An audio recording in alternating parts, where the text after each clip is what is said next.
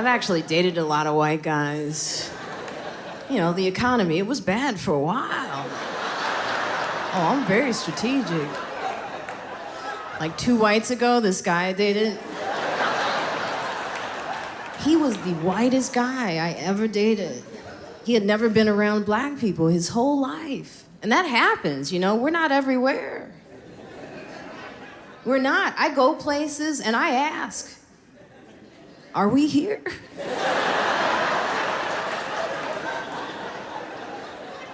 And nothing comes back. Like I did a show one time, we weren't at that show. So I asked that question. I was like, are there black people here? And this woman's answer was great. She was like, oh, they are all over the place. And that is not how you answer that question. It's like she was talking about an infestation. And then she pointed, she's like, look, there's one. I mean, we've tried everything. I was like, oh, she needed a timeout. But my ex, he hadn't had the experience, so it was fun. Like, I would catch him sometimes just staring at my hair. He would just look. He never touched my hair. He never dealt with it. He just looked. I was with him a long time. He just looked. So I told him one time, I said, touch that shit. He's like, no. I said, put your hands in it. He was like, mm-mm. One time he just patted. He pat my fro. And he reshaped it. And I was looking like Frederick Douglass that day. Oh, I had the part, the whole thing. Thank you for knowing who Frederick. Sometimes, some of you may have to Google who Frederick Douglass is. Just a hint, he's not a rapper, okay? There's no Frederick Lamar out there. One time he was really focused in on my hair because I was in the pool. The family, they had a pool in the backyard. I was in it, I was swimming. You know, they were watching. My hair was wet and he's just looking. He was really focused in on my hair. And he said this, what's gonna happen? Oh, shit. It's still dry. How'd it do that? I mean, it's wet, but dry. It's like she's waterproof or something. All right, see, so most of you, some of you, this is just information. I know. We're not everywhere. Now, my daughter called me the other day and she's like, I just met a boy. I was like, why?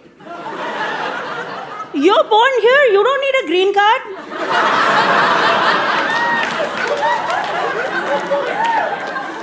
She's like, Mom, he's really nice. Nice? Who needs nice? We need rich. And she's like, Mom, hear me out. He's an engineering major. I said, okay, I'm listening. He's from Connecticut. Fine, go on. His mom is the head of development at HBO. I said, he's got potential.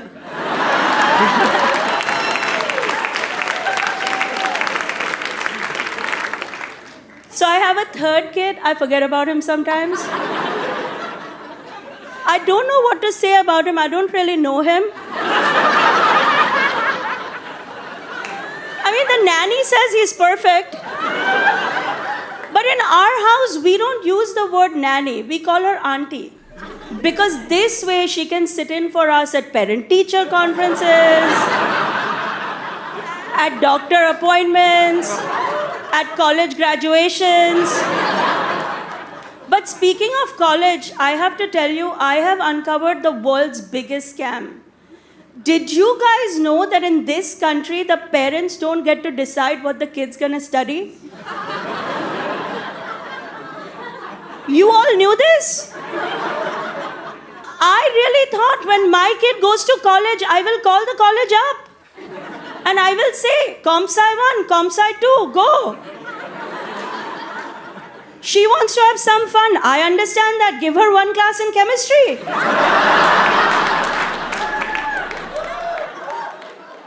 It does not work that way. They're so rude, they'd hang up on me. So I had to call my kid and ask her. I was like, what are you enrolled in? What are you studying? Are you guys ready for this? Ceramics. $80,000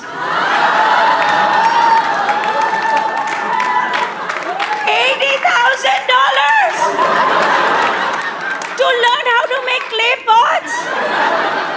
Do you know who else makes clay pots? Villagers in India. Because they have nothing else to do. My kid is in Palo Alto, the epicenter of technology, making clay pots. Why am I being punished, Ganesh? Do you know how bad something has to be when the nice white guy in the audience is like, oh no?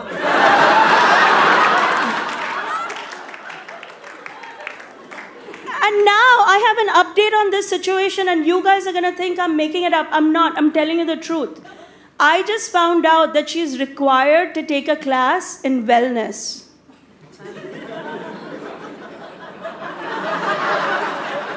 So she's enrolled in meditation, which costs extra. While she's meditating, I'm gonna go have a stroke. I mean, I'm an immigrant parent in America. It's hard for me to raise my kids here. I'll tell you why. Because here, people like to do dangerous things just for fun. Just for the thrill of it. They like to go sliding down mountains, fall out of airplanes, dive into oceans, just for the thrill of it. Back home, when I wanted to experience the thrill, I drank tap water.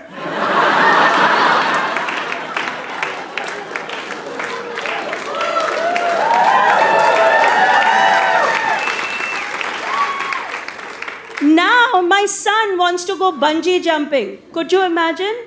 My son, my daughter, whatever. And I said, no, you can't go. And he goes, why not? My friend Scott went. Scott. He put a photo on Instagram. I said, Scott should go bungee jumping. Scott has a B in math.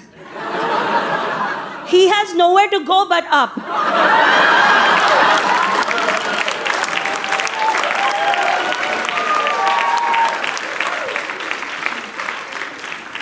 You want to put a photo on Instagram, take a picture of your GPA.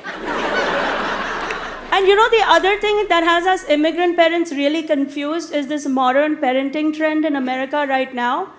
People trying to be friends with their kids. Anybody know what I'm talking about? Yeah, right? I know brown people are like, what? No, it's a thing. It's a thing here. There are parents in this country right now telling their kids, don't worry about your grades. Don't worry about your job. You be happy. If you are happy, we are happy.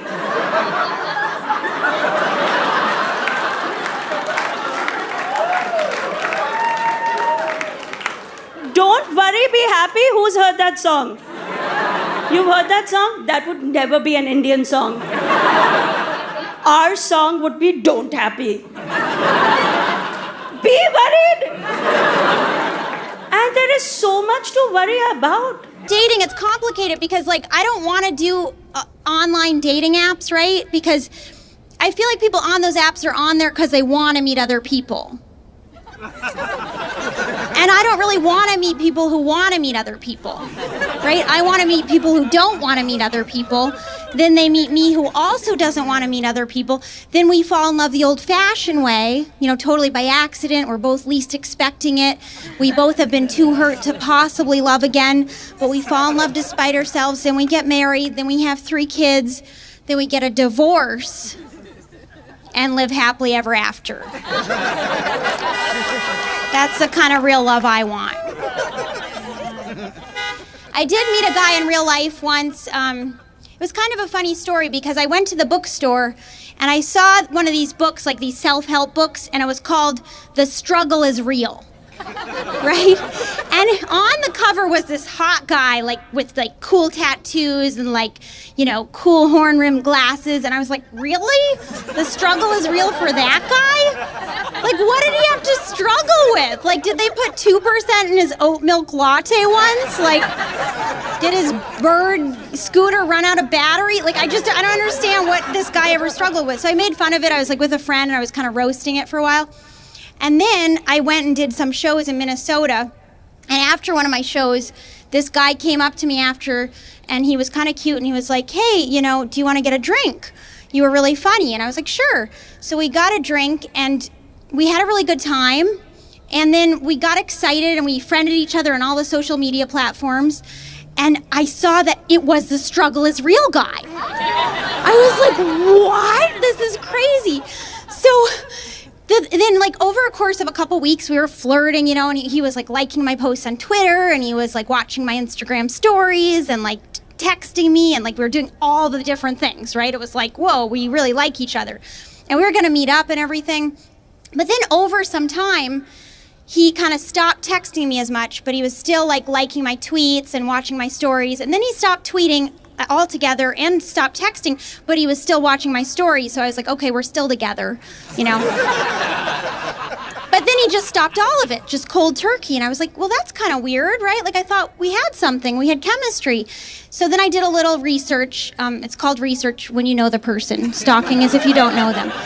So I did some research, and I found out he was on a podcast, and on this podcast, he said that some girl slid into his DMs, and I was like, well, I didn't slide into his DMs, so that wasn't me. So I texted him, I was like, you know, you could have told me you met somebody, you know, it's cool, it's fine, we only had a drink, but, you know, you could have told me, and he's like, I didn't meet anyone, or, you know, so whatever. And so then I unfollowed him, I unfriended him, you know, I stopped texting, and then he unfollowed me and unfriended me, and I was like, well, that's very immature, you know. And then I was like, I felt so hurt, right? Because I was like, I feel really rejected, and I don't understand why. So I have to learn something from this, right? Because I only had one drink with this guy, so I don't understand why I feel so upset about it. It really seems a little unfounded. So I thought about it, and I was like, you know, I realize the two things I learned from this experience are, one is, if you do get to meet someone in real life, don't friend each other on all the social media platforms, right? Because it's just a way to be rejected on all the social media platforms. Like, it's like so many different ways to be rejected. You're like rejected on Twitter, rejected on Instagram, rejected, rejected, rejected. So I was like, I'm never doing that again, right? If I meet someone, I'm just gonna be like, we are not social media friends. It's never happening. And the other takeaway was, I was like, you can actually judge a guy by his book cover. Being woke, my woke friends have told me I'm not woke enough. I have to be woker. Some people don't even know what woke means, by the way. You know, they don't. You know, see, those are woke people. They're like, yeah, I'll tell you what it means. Let me tell you what it means. Oh, it means that you're conscious of everything, which is great, but it can also be annoying. You know, I'm not woke enough. That's what they've told me. I gotta be woker. You know, Starbucks coffee, I feel guilty if I even walk in. I can't walk into Starbucks coffee. I can't get my dark roast. I feel bad. You know, some brothers, they were arrested. They were just sitting in Starbucks, which is what you do in Starbucks. That's where you go to sit. Now I can't get my dark roast. There's so many products that racist people is like, you just, Chick-fil-A. Oh, I've traveled. Chick-fil-A, it ain't stopping nobody. People are still standing in line for Chick-fil-A. Tasty chicken. They just standing in line like, this is not my issue.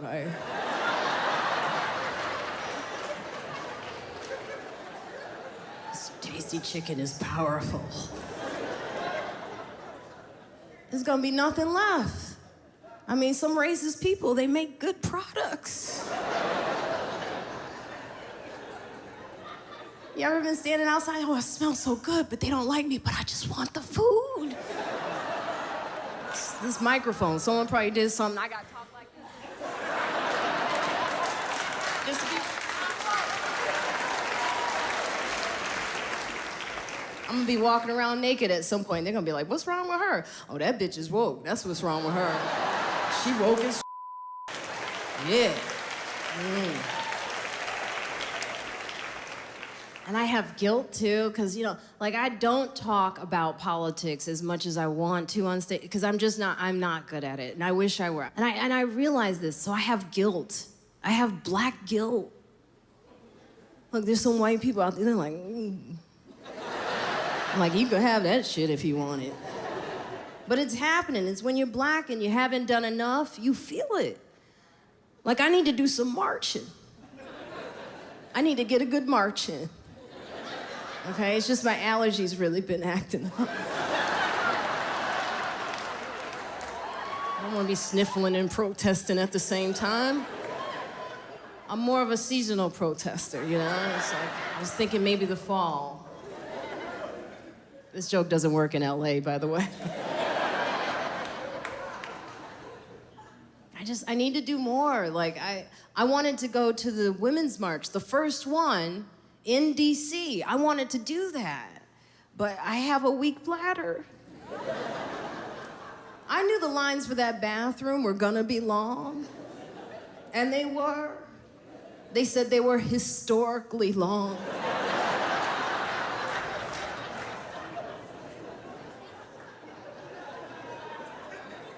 And when looking back in history, a picture of me just waiting in line for the bathroom.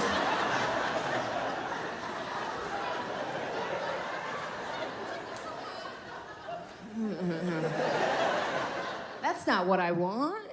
Or straddling a bush because I couldn't make it.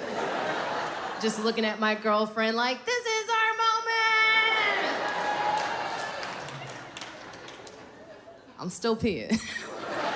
You know, I'm a feminist. I drink a lot of water to get rid of the man. We fought a lot. That's another sign. We fought about really dumb stuff. Like, we fought once during the show Catfish. Have you guys seen the show Catfish? Yeah. Yes? Okay. Well, apparently, I was talking during the important parts of Catfish. And if you've seen Catfish and you think there are important parts in Catfish, you are part of the problem. It's about people who pretend to be different people online. And he's like, don't you think you could learn something from this? And I was like, the only thing I'm learning is that you're not who I thought you were. Thank you, ladies. Thank you.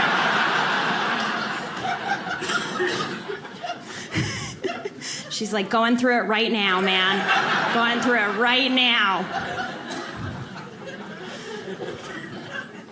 I feel you. I feel you. One of our fights was really, really dumb. Even dumber than that. Like, he was sort of competitive with me. I think it's so important to find someone who lifts you up, supports you, you know. And one time, just out of blue, he goes, you know, you're not smarter than me. And I was like, it's actually smarter than I am.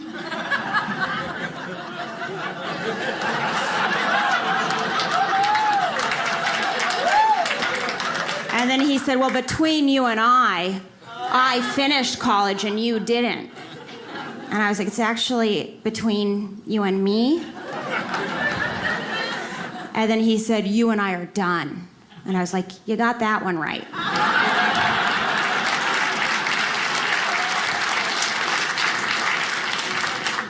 You guys were so smart, you saw that coming. You knew exactly what the grammar was. Some people don't know the correct grammar, but this is, you can tell you're in a college town, you know? Educated bunch in here. I should have known he wasn't right for me when my mom liked him. That was probably the final straw. You know, she's just so desperate at this point, you know, like she's so sick of having conversations where we have nothing to talk about, like, you know, because I don't have a boyfriend or, as I said, anything except a toaster. And So the conversations are all just like, so, how's your car doing? Still driving it, you know? Still has 4 wheels. How's your apartment? Still live there. Yep. So she just wants something else to talk about, you know? And now I think she's just really like hoping I might be gay. She's like holding out for that, because anytime I post a photo with a girl, she emails me and she's like, Dana looks nice. Are you gonna bring Dana home for Christmas? Can't wait to meet her. I'm like, I'm not gay yet. You know, give me 1 more year. 1 more year to try this.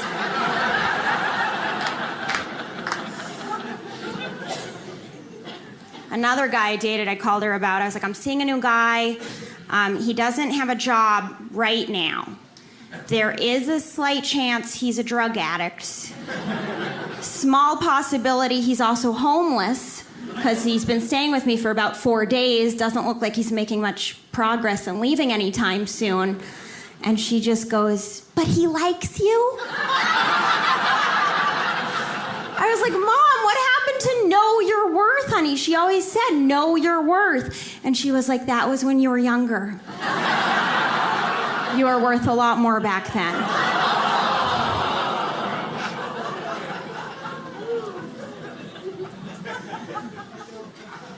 I am getting a little older. I'm not old, but I'm in my 30s. Is anyone in that age range here? Yeah. Wow, you're pretty happy about it. That's good. Good job. Usually they're like, yeah, here. It's funny because for some reason, the second you turn 30, you start saying you're old. You're like, that's it, I'm old now. I'm old. And then for 10 years, you just keep saying it. You're like, I'm old, I'm old, I'm old, I'm old. And then you turn 40 and you're like, now I'm old. I could have been young for an extra 10 years, but I wasted it saying I was old. Now I've lost 10 extra years where I could have been young. Then you turn 80, you're like, now I'm really old. I could have been just kind of old. Now I'm really old. Then you die, and you're like, I could have been alive for 82 and a half years. Now I'm dead. I can't even have this brilliant thought.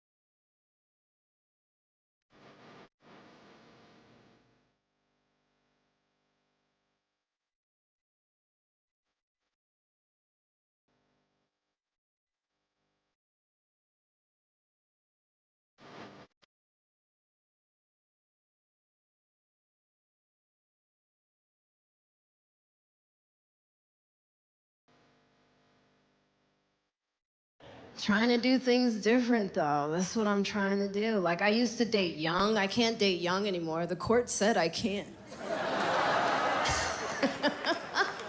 I can't even look at them, no. I don't mean to. It's like I said, I aged well, and they just come at me. You know, I'll be hanging out at the GameStop, and they just come into my life. What am I supposed to do? I'm like, you want this? Come and get it.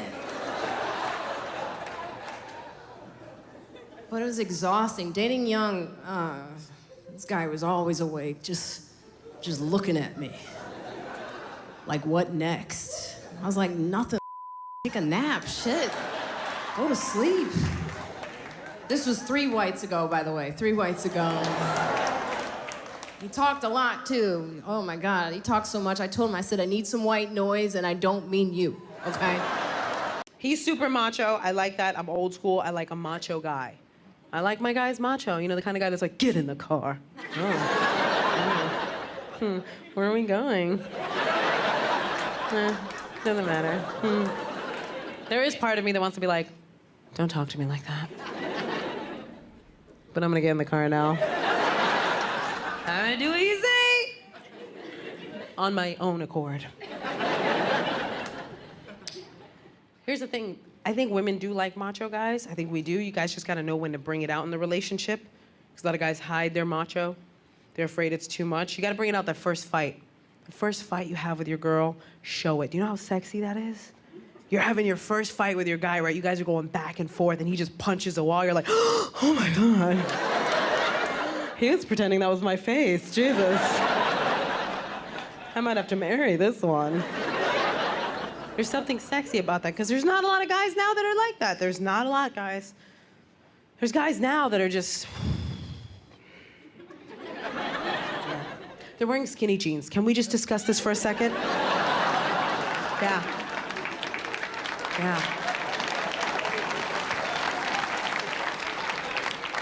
Why is this happening? I don't feel safe. I don't. Why are you wearing skinny jeans? What if I am in a situation and I'm with Mr. Skinny Jeans? Something goes down. He's like, save yourself! Take a run for it, baby!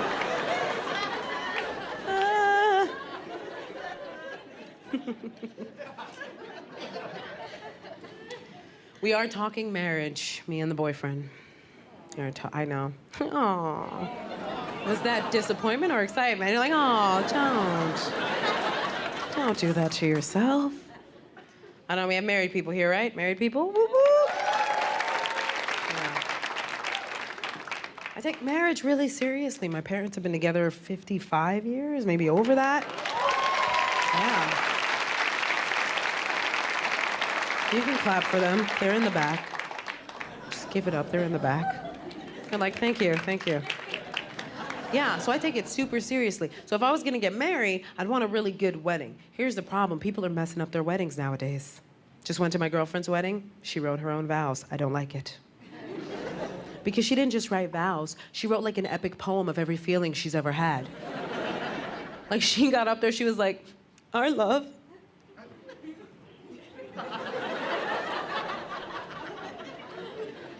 Is like a blossoming flower. And over time, it has become a garden of love. And as the butterflies of the future, I'm like, what were you on when you wrote this? Your love is like a butterfly? Couldn't it be like a cheetah? I want to get out of here. That's why I wish it was the guy's idea to write the vows. I feel like you guys just get to the point right away. Like he would have just got up there and been like, I'll try not to have sex with anybody else. I'll try. Then they would high five and the wedding's over. It would be the best wedding ever. I was actually recently hit on by a 19-year-old. No. It wasn't sexy. I wish I could say it was sexy. It's not. Here's what happened. Okay, I'm on the bus. All my fun stories happen on New York City subway systems. And this kid comes up to me, and I could see him. You know how you can feel when somebody's about to hit on you? Like, it was like, da-na, da-na. I was like, don't do this. Because I could see him out of the corner of my eye. He's all thugged out. He's like, baggy pants, baggy shirt, like a fitted cap. And here's how I know I'm changing. The second I noticed him, I became maternal. Like, I saw him, and I just wanted to iron his clothes and, like, help him out. I was like, this youth needs me. So he came up to me, and I have to give him credit. He approached me with such confidence. He came up to me, he was like, I'm saying, Ma, let me get your phone number. And I was like, no. He's like, why come I can't get your number? Well, let's start with breaking down that sentence, because that is your first clue. So then I said, you know what? I think I'm too old for you. He said, how old are you? So I said, 34. And you could see the damn in his face.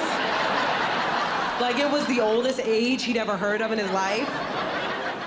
And he couldn't fathom how I made it 34 years on this earth. And then he tried to backpedal. He was like, I'm saying, Ma, you don't look 34. And I was like, well, thank you. Should I have like a hump and a lazy eye to help you out? And next time he sees a girl with a hump, oh, she 34. That's when they get they hump. See, that's when having a boyfriend comes in handy. Because you can use the boyfriend card. Right? It's like, I'm sorry, I have a boyfriend. Like they've just been disqualified from some sort of contest. Thank you for playing, but I have a boyfriend.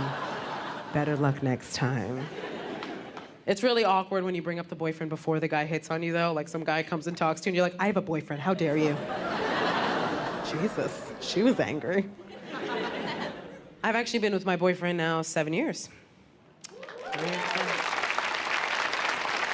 I know. Pretty crazy. We're actually trying to have a baby. Oh, thanks. I'm going to tell him real soon. I'm kidding. I'm not going to tell him. That would ruin the surprise. I like how all the women laugh at that. So I was like, and the guys are like,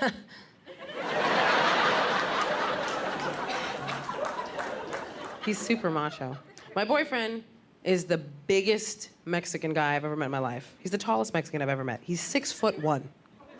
I know, for a second there you're like, Gina, that's kind of racist. Now you're like, nope, that's a big Mexican. Continue. Continue with your story, please.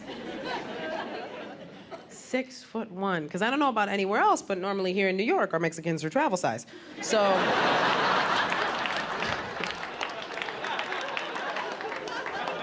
So for me, when I met him, I was like, are you made up of several smaller Mexicans? Like one of those Russian dolls where it's like Jorge, Jesus, Gustavo. You guys are adorable. I live in Harlem, New York now. That's where I live now, Harlem, New York, which has actually changed though. Yeah, Harlem. Some things are still black in Harlem, like the Magic Johnson Theater. I love that theater because it's a black theater. It's interactive. Look, we talk at the screen. I love that, you know? It's a show and then there's a show. Like I saw the Lord of the Rings there years ago, and Frodo dropped the ring. And this woman yelled out, she's like, damn, do your job.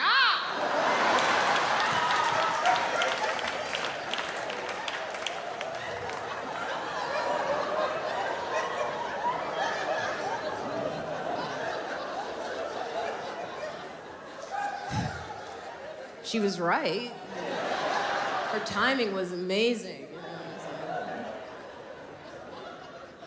You gotta keep some things in the neighborhood.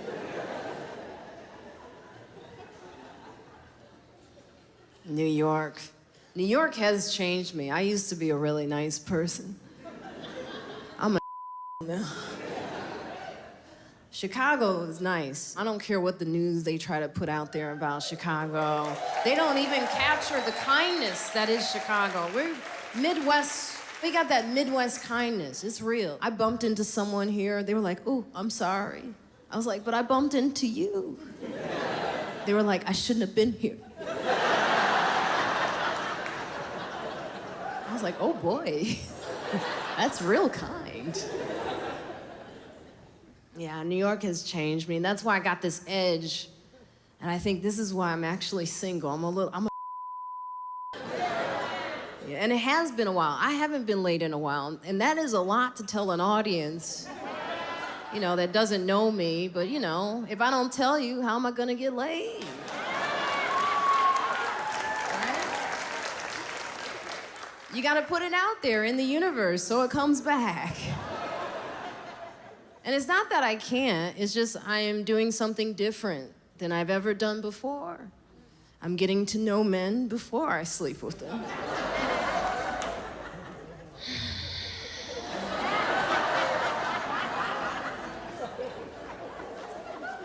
Don't do that.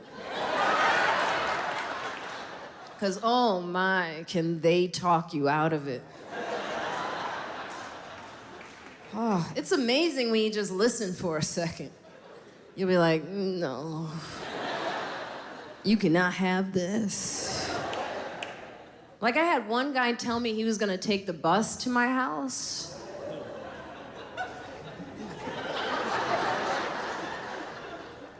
The bus.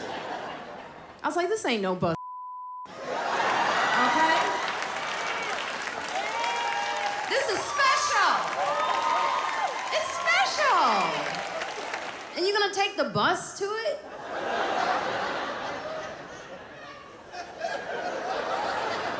He even said he was gonna transfer to another bus.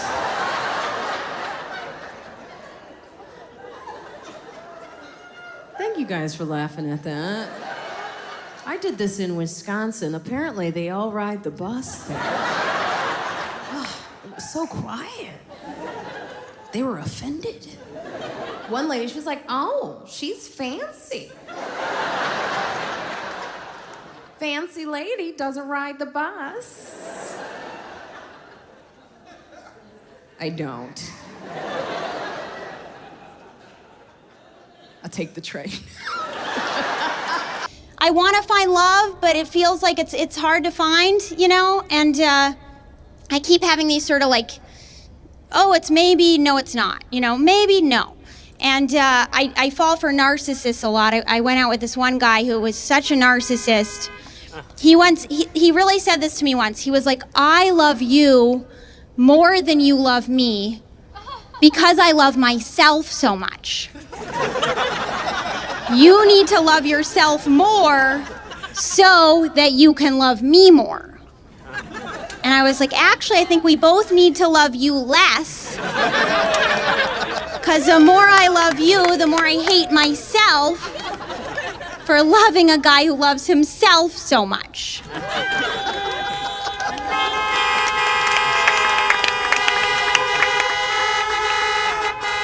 I think another clue that your romance might be on the outs is I think it starts to sizzle the second you start taking off your own clothes. Right? If you're not laughing, you're worried, by the way. You're like looking at each other like, are we done? Is it over? Because in the beginning, it's so exciting, right? When it's new and fresh, it's like, you know, you're tearing off each other's clothes, you're making a mess, you're pushing each other up against walls, consensually, hopefully. And then gradually over time, you know, you don't see it coming, but it happens very slowly. You find yourself politely taking off your shirt and folding it and putting it on your side of the bed, and then he takes off his shirt and his Invisalign and puts it on his side of the bed. Then you get under the covers, you turn out the lights, and you're like, why are you Googling Brita filters? I thought you found one you liked. And he's like, I had a coupon. And you're like, I guess I'll put my clothes back on. And he's like, I didn't even notice they were off. And you're like, it's over. It's over. So I guess the point is, maybe you guys should all start taking your clothes off right now. Yeah, it's that kind of show. They're like, we already did a long time ago. First joke in, we were naked. Our breakup was interesting because he was competitive with me. That was a problem we had. So one time, just out of the blue, he goes, you know, you're not smarter than me. And I was like, it's actually smarter than I am. And then he said, well, between you and I finished college and you didn't. And I was like, it's actually between you and me. And then he said, you and I are done. And I was like, you got that one right. I think think another problem in relationships is people don't want to commit anymore, right? People are so scared of commitment. And I don't think commitment is such a complicated thing. You know, we make it so complicated, but like, how many people, you can't see each other here, but you know, you guys probably went to the grocery store today or a park. How many people did you see? Those are the two places, right? We're allowed to go to a park or a grocery store, and that's where you meet people now. Anyway, so if you guys were at the store today, I'm sure you saw a lot of people walking by, looking at the cereal or whatever. And let's say, how many people did you actually want to see naked? Right? How many?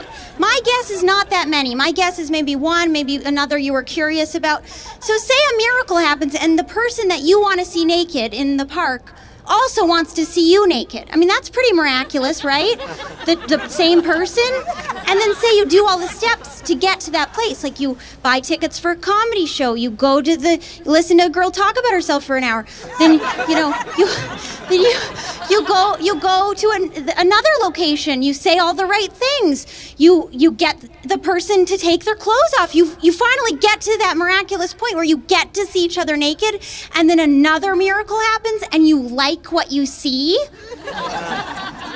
Do you really have to be like, I just want to see if like another miracle happens tomorrow? Like, no, just find someone you like to see naked and then just keep seeing each other naked until you don't want to see each other naked anymore. Right? That's love. It's that simple. I'm a lot older than I look. You know, I'm black, so you'll never know. That's my black girl magic, huh? Ageless. Yeah. And it's happening. It's like, you know, I'm at that point where it's like I don't know stuff and I say the wrong things. It's inappropriate sometimes what I say. I'm not as woke as I should be. And it is embarrassing. Like, I've been messing up on my pronouns lately. Because I met someone who was not a guy or a girl. No, they were a they, which is how they wanted to be referred to. And that is important. Like, I care about that. It's just, it's new to me. And in a sentence, structurally, it makes me sound like a runaway slave.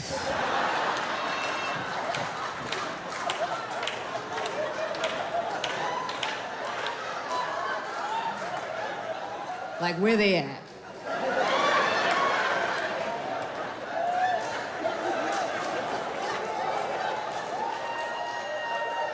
They's coming? They down by the river.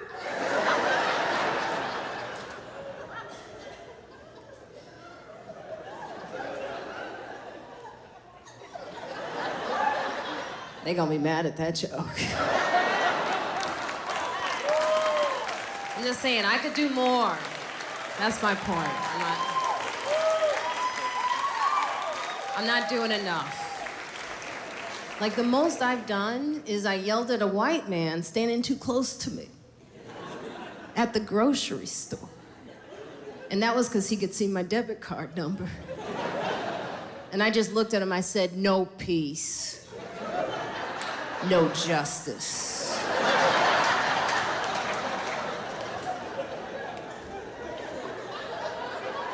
He was like, what are you talking about?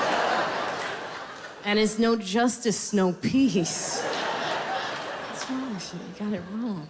It's like, I'm like, yeah. I just need space, man. Like, step back a little bit. Oh, white guys.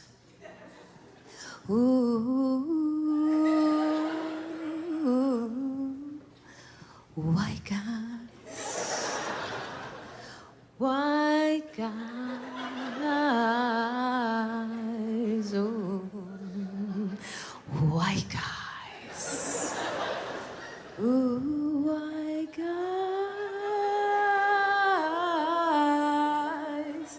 white guys, white guys. You guys have had a pretty bad year.